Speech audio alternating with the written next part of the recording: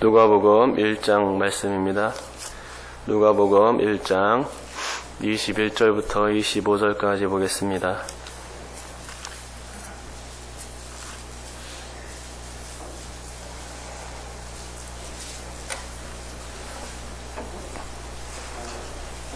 누가복음 1장 21절부터 25절까지입니다. 우리 교독해서 읽도록 하겠습니다. 제가 먼저 21절 읽습니다.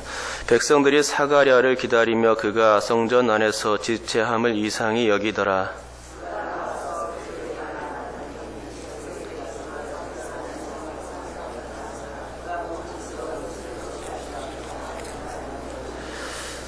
그 직무의 날이 다 되매 집으로 돌아가니라.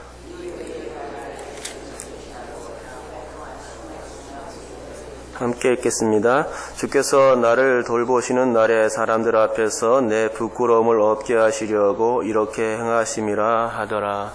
아멘. 얼마 전 고구려라는 장편 소설을 썼고 지금도 계속해서 집필 중에 있는 김진명 작가의 이야기를 유튜브를 통해서 듣게 되었습니다. 김진명 작가는 1993년 소설 무궁화 꽃이 피었습니다로 데뷔했는데 쓰는 소설마다 베스트셀러가 되곤 하는 그런 이름 있는 작가입니다. 그런데 그가 고구려라는 작품을 삼국지보다 더 재미있게 쓰려고 했다는 그런 고백을 들은 겁니다. 우리가 어렸을 적에 TV에서 만화 영화인 삼국지만 나오면 얼마나 재미있게 봤는지 모릅니다.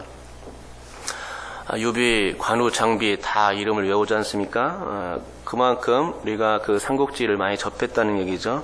그래서 이 장군들은 너무나도 멋있는 장군들도 보였고 또 흥미진진한 극의 전개에는 아이들의 혼을 빼놓기에 아주 충분했습니다. 그런데 그 삼국지가 우리나라의 역사가 아닌 것입니다. 어느 나라 역사입니까? 중국의 역사입니다. 중국 춘추 전국시대에 벌어졌던 전쟁 이야기를 바탕으로 줄거리를 만든 것입니다. 이 전쟁 이야기를 중국 사람들은 이 사람 저 사람이 조금씩 다듬어서 삼국지라는 위대한 작품을 탄생시킨 것입니다. 여러분, 한마디로 삼국지가 재미있는 겁니다. 그래서 김진명 작가도 우리 선조들의 귀한 역사가 있는데 재미있게 써야 되겠다는 생각을 가졌던 것 같습니다. 왜 중국의 역사를 배워야 하는가 하는 그 의미에서였습니다. 우리들도 흔히 어렸을 때는 철모르게 삼국지가 우리 역사인 양 생각했을 때가 있었을 것 같습니다. 나중에 알고 보니 중국의 역사였던 것이죠. 그런데 김진명 작가는 이렇게 우리의 역사를 재밌게 써야지라는 생각과 함께 가진 생각이 있었습니다. 그것은 사실적으로 쓰는 거였습니다. 대부분의 역사 소설이나 역사 드라마를 보게 되면 그 중에 전반적인 내용은 비슷할지라도 각 부분에 있어서 엉터리 내용이 숨어 있습니다.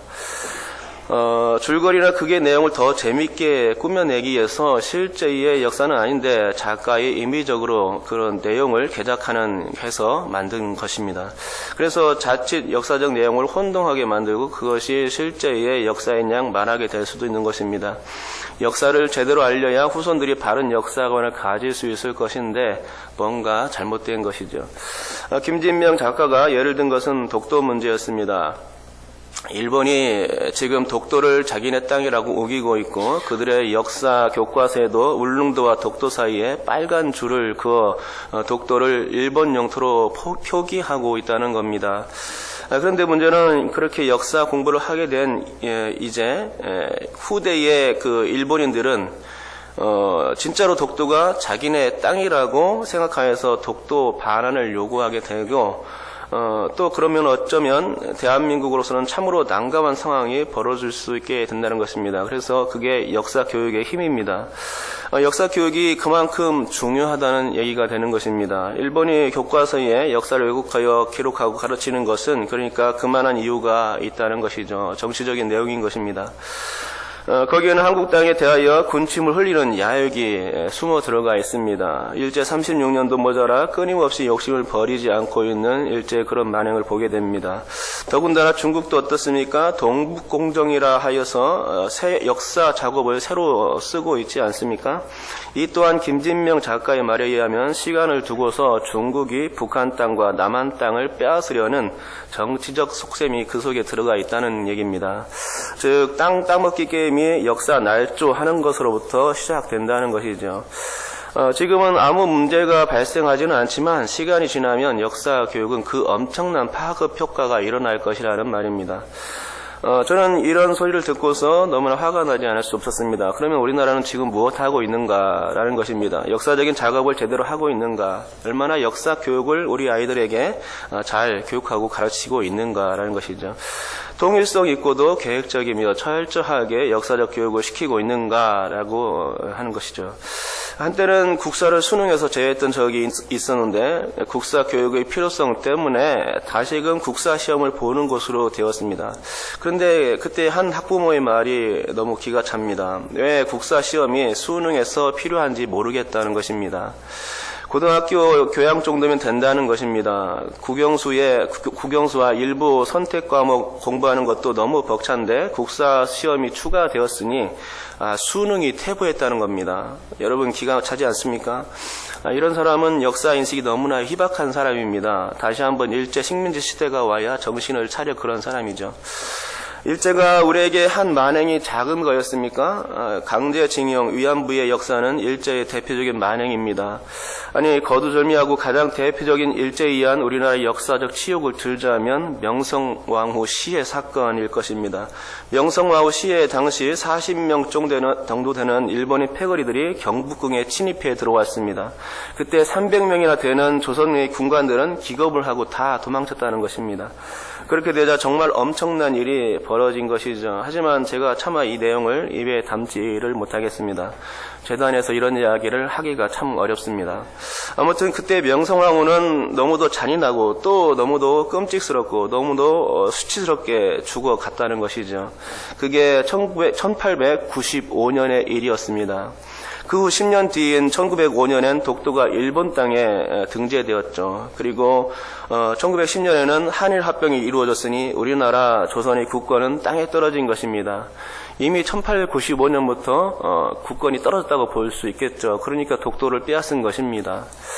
김진명 작가는 이런 내용을 얘기하면서 일본인들이 자기네 땅이라고 주장하는 이유가 잘못되었음을 논리적으로 반박했습니다. 당시로서는 독도를 빼앗길 수밖에 없는 상황이었고 그러므로 우리는 국제사회에 계속해서 이 일을 알려야 한다는 것이었습니다. 그래야 우리 스스로가 우리 땅을 지켜낼 수 있는 것이라고 말했던 것이죠. 그러면서 고구려 역사를 소설로 쓰게 된 동기도 바로 그런 거였다고 말하는 겁니다. 고구려 역사는 정말 자료가 아주 빈약하기 때문에 쓸 내용이 없는데 고구려가 우리 민족의 발원지이기 때문에 꼭 사람들에게 알려주어야 한다는 겁니다. 그러니까 꼭 고구려라는 작품을 재미있게만 쓰려는 게 그의 진짜 의도가 아니었음을 알게 됩니다. 정말 장난치지 않고 역사적 팩트에 의거해서 쓰는 것이 그가 가진 작품에 대한 집념이었습니다. 그러니까 고구려를 써서 돈을 벌려고 한다거나 자신의 자랑거리로 삼는다거나 혹은 명성을 날리기 위해서 하는 작업이 아니었더라는 것이죠. 그러면 무엇이냐? 그것은 나라 사랑이었습니다. 우리나라의 역사, 그 찬란함을 알리고자 하는 역사 인식이 그에게 있었던 것입니다. 오늘은 역사 이야기를 여러분에게 좀 해보았습니다.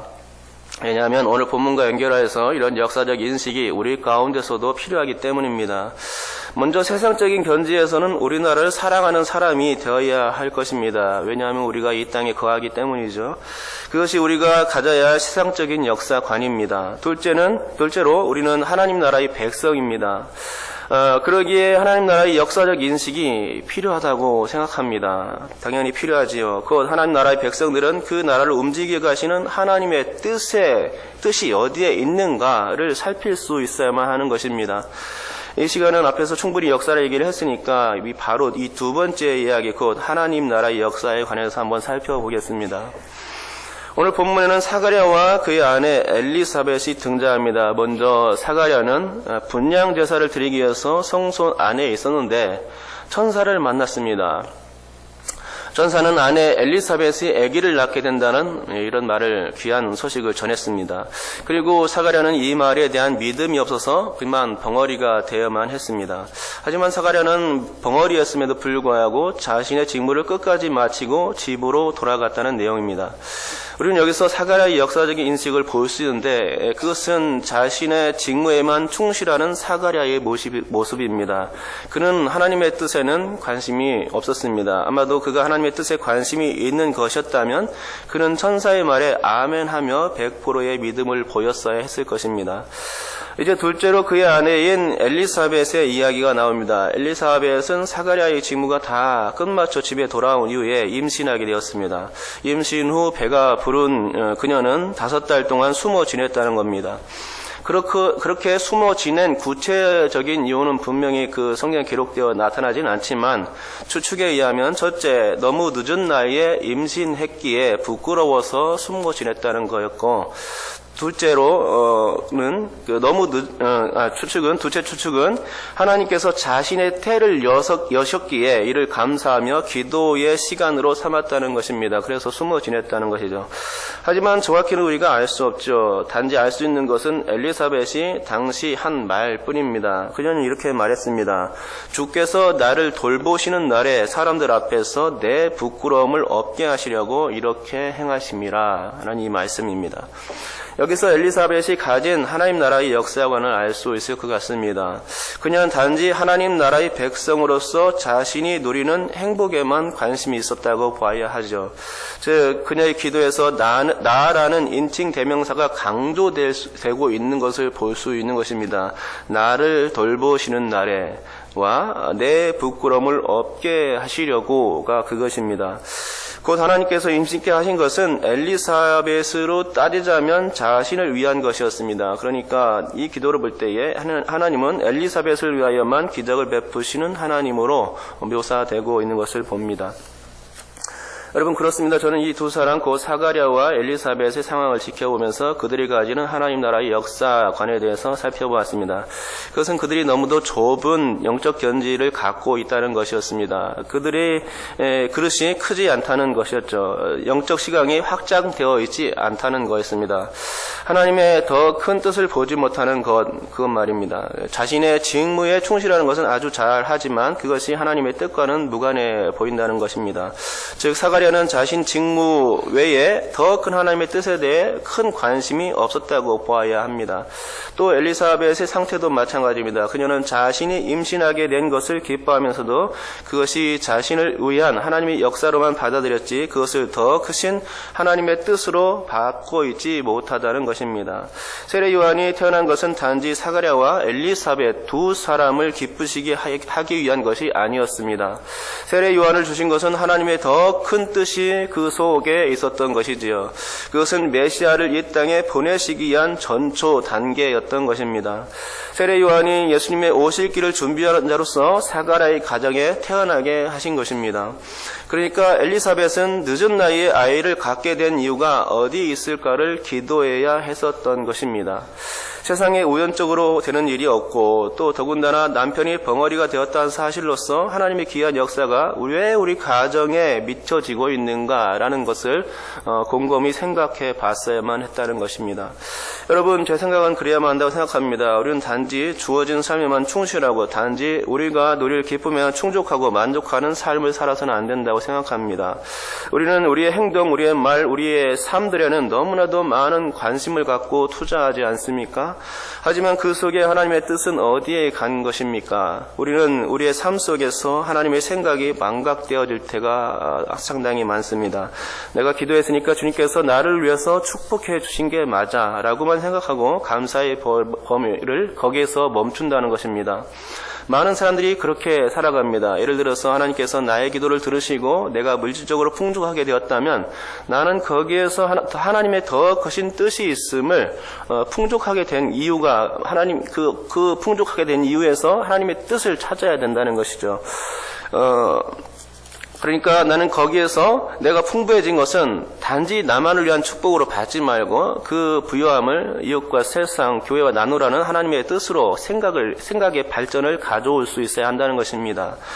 그럴 때 하나님의 뜻, 그 뜻은 우리 믿는 사람들 가운데서 온전히 이루어질 수 있는 것이고 우리가 하나님의 통로로서 역사되어지는 것입니다. 우리는 하나님 나라의 시민으로서 하나님의 뜻을 이루는 통로라는 사실을 잊지 말아야 할 것입니다.